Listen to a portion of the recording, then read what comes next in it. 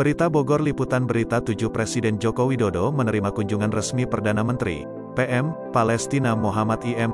Stayeh di Istana Kepresidenan Bogor, Jawa Barat, pada Senin, tanggal 24 Oktober tahun 2022.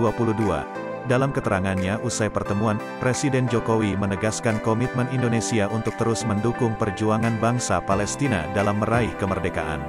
Indonesia dan Palestina adalah sahabat dekat. Palestina adalah salah satu negara pertama yang mengakui kemerdekaan Indonesia. Indonesia juga secara konsisten terus mendukung perjuangan bangsa Palestina, ujar Presiden Jokowi. Selain itu, kedua pemimpin negara juga membahas sejumlah hal, salah satunya adalah terkait kesatuan dan perjuangan bangsa Palestina.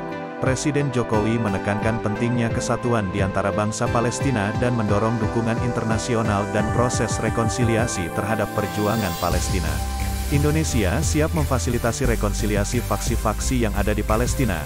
Saya juga sampaikan dukungan Indonesia agar Palestina menjadi anggota penuh di PBB, ucap Presiden. Terkait kerjasama kedua negara di bidang ekonomi, Presiden Jokowi mengapresiasi perdagangan kedua negara yang terus meningkat. Menurut Presiden, Indonesia telah memberikan fasilitas unilateral berupa pembebasan bea masuk untuk kurma dan zaitun dari Palestina ke Indonesia. Fasilitas tersebut juga akan diberikan kepada produk-produk lain dari Palestina sebagai bentuk dukungan Indonesia kepada Palestina. Indonesia berharap kerjasama ekonomi dapat terus ditingkatkan di masa-masa yang akan datang. Dalam kesempatan tersebut, Presiden Jokowi turut menyampaikan komitmen Indonesia untuk memberikan bantuan kemanusiaan dan pembangunan kapasitas.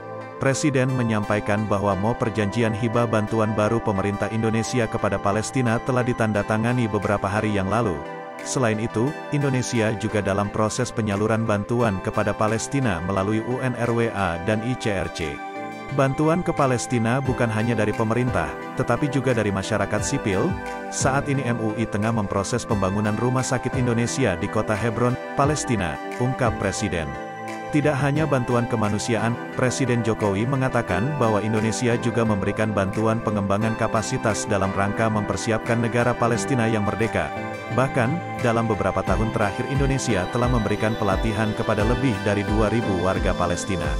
Hari ini ditandatangani pembangunan kapasitas untuk mendukung pendirian otoritas obat dan makanan independen di Palestina.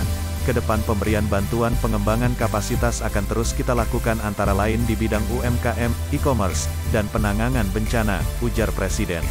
Sementara itu, PM Stayeh dalam keterangannya menyampaikan apresiasinya terhadap penandatanganan perjanjian kerjasama kedua negara sebagai bentuk dukungan nyata bagi Palestina dari Indonesia.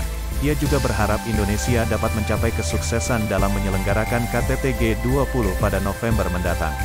Kami mendoakan, semoga Indonesia sukses menyelenggarakan G20 tersebut dan kami berharap Indonesia bisa sampaikan pesan dukungan kepada Palestina di forum G20 tersebut, ucap PM Stayeh. PM Stayeh pun mengapresiasi sambutan hangat dan upaya pemerintah Indonesia dalam mendukung bangsa Palestina menuju kemerdekaan dan perdamaian. Terima kasih atas sambutan yang mulia dan kami sekali lagi juga mengapresiasi dukungan perjuangan yang mulia dalam mendukung bangsa Palestina dan mendukung rekonsiliasi Palestina untuk tercapainya kemerdekaan dan perdamaian di Palestina, tandasnya. Red. Sumber Biro Pers, Media dan Informasi Sekretariat Presiden. Demikian berita liputan 7 Paulus melaporkan.